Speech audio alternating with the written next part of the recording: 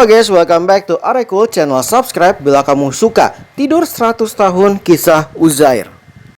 Assalamualaikum, kaifa halukum.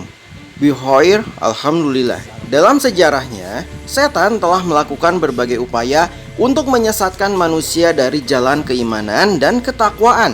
Salah satu caranya adalah dengan kabar berita bahwa Allah Subhanahu wa Ta'ala telah memiliki anak, sebagaimana yang terjadi dengan seorang nabi yang hidup menjalankan syariat Nabi Musa alaihi salam.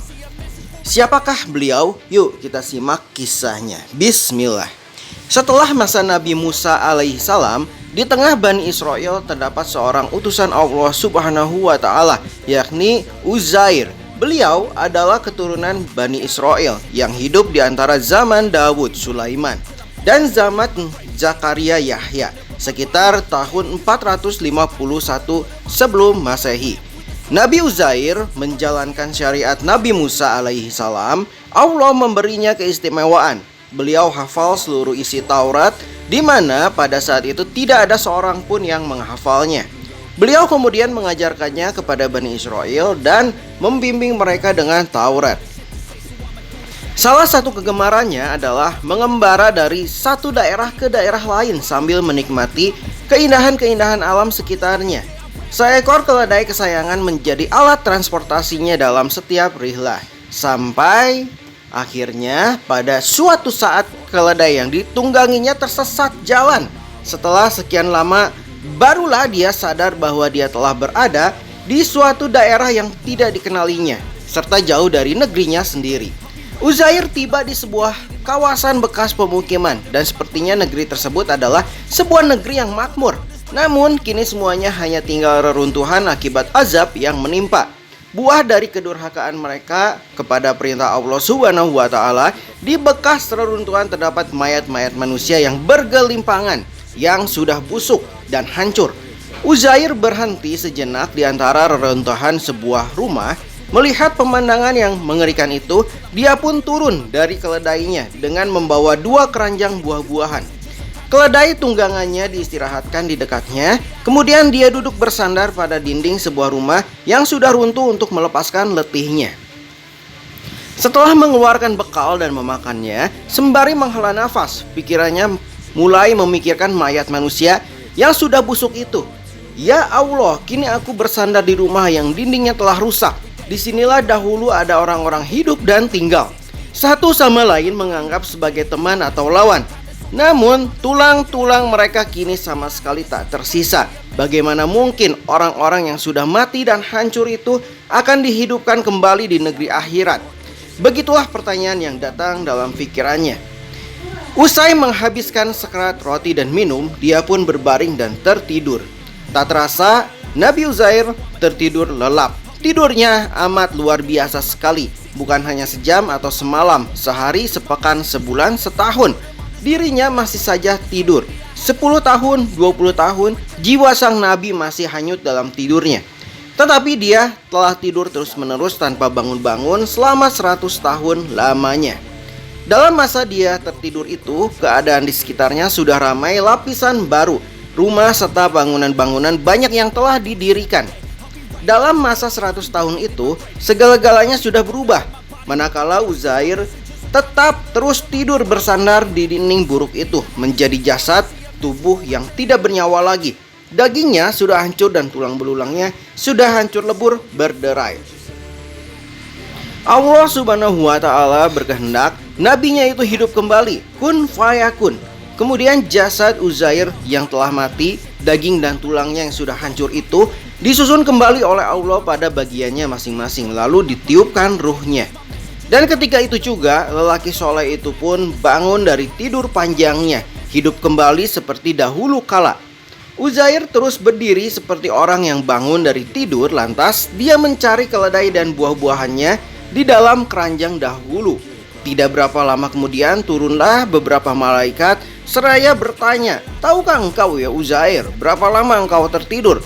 Tanpa berpikir panjang, Uzair menjawab, "Saya tertidur setengah hari atau sehari." "Tidak, sungguh engkau berada di sini selama 100 tahun. Allah membuatmu tertidur, mematikanmu, lalu menghidupkanmu kembali, kata malaikat. Itu agar engkau mengetahui jawaban dari pertanyaanmu ketika engkau merasa heran akan kebangkitan yang dialami oleh orang-orang yang mati, papar sang malaikat. Disinilah engkau berbaring, berhujan, dan berpanas matahari. Kadang-kadang ditiup badai dan berhawa sejuk dan juga panas terik dalam masa yang begitu panjang. Makanan engkau tetap baik keadaannya, tetapi coba lihat keadaan keledai itu, dia sendiri pun sudah hancur dan dagingnya sudah busuk. Berkata malaikat lagi, lihatlah dan perhatikanlah, sungguh-sungguh demikianlah kekuasaan Allah. Allah dapat menghidupkan kembali orang yang sudah mati dan mengembalikan jasad-jasad yang sudah hancur lebur. Dan dengan semudah itu pula lah Allah akan membangkitkan semua manusia yang sudah mati itu nanti di akhirat untuk diperiksa dan diadili segala perbuatannya. Hal ini diperlihatkan oleh Allah kepada engkau supaya iman engkau tetap dan engkau sendiri dapat menjadi bukti kepada manusia-manusia lain, supaya engkau dan manusia-manusia lain tiada ragu lagi tentang apa yang diterangkan Allah tentang akhirat itu. Setelah Uzair melihat makanan dan keledainya yang sudah hancur itu, maka Uzair pun berkata, sekarang tahulah saya bahwa Allah itu adalah berkuasa ke atas tiap-tiap sesuatu.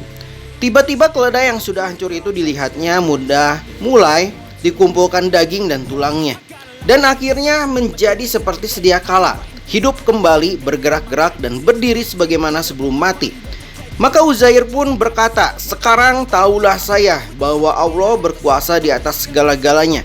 Lalu dia pun terus mengambil keledainya dan menunggangnya pulang ke rumahnya dengan mencari-cari jalan yang sukar untuk dikenali. Segalanya telah berubah. Setelah bersusah payah mengingat jalannya, akhirnya dia pun sampai ke rumahnya. Dia mendapati rumahnya sudah setengah hancur, di mana segala dinding rumahnya hampir runtuh. Uzair kemudian mengetuk pintu rumah itu dan keluarlah seorang perempuan tua. Uzair kemudian bertanya, inikah rumah Uzair? Ya, jawab perempuan itu. Inikah rumah Uzair dahulu, tetapi Uzair telah lama pergi dan tiada terdengar berita tentangnya lagi. Hingga semua orang pun lupa padanya dan saya sendiri tidak pernah menyebut namanya selain kali ini saja, kata perempuan itu sambil meneteskan air mata. Sungguh sayalah Uzair, apakah kau tidak mengenaliku? Jawab Uzair, saya telah dimatikan oleh Allah selama 100 tahun dan sekarang saya dihidupkan kembali oleh Allah.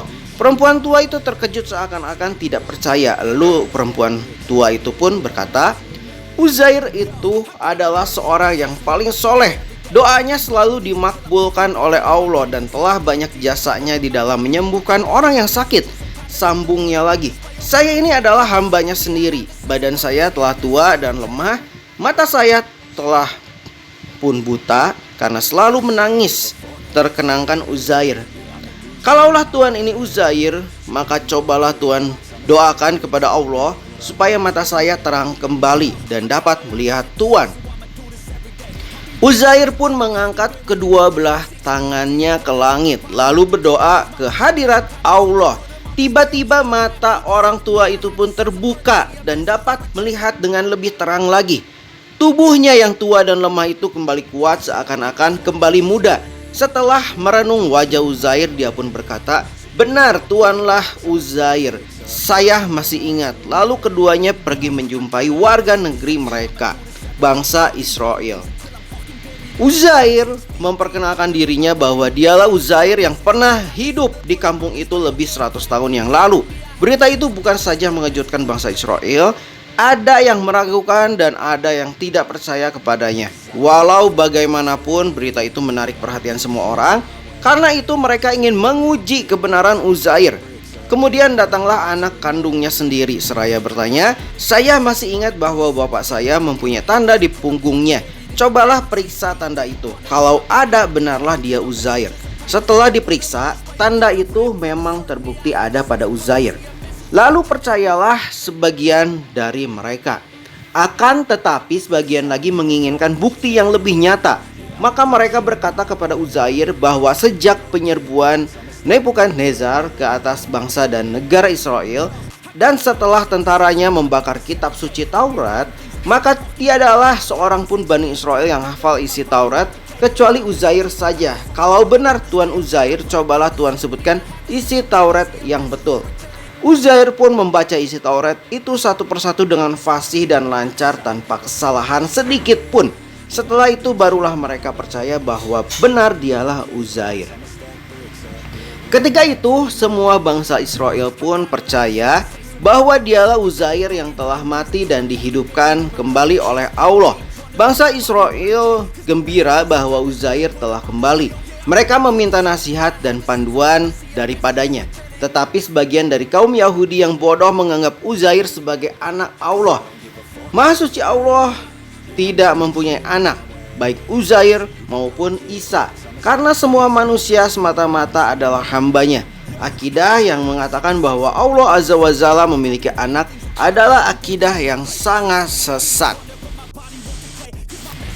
Janganlah kita ragu tentang kekuasaan Allah, maka hendaklah manusia memikirkan siapakah yang menciptakan dirinya itu. Merupakan suatu kemustahilan, suatu benda itu terjadi dengan sendirinya tanpa ada yang menciptakan. Kalau masih ada orang yang ragu tentang kekuasaan Allah, obatnya hanya satu saja, hendaklah dia membaca dan memahami Al-Quran. Keraguan terhadap kekuasaan Allah itu datangnya hanya dari setan. Allah Subhanahu wa Ta'ala telah meletakkan otak dalam kepala kita untuk berpikir. Oleh karena itu, gunakanlah akal kita untuk berpikir. Oke guys, sekian saja info dari Arekul Channel. Subscribe bila kamu suka dan see you.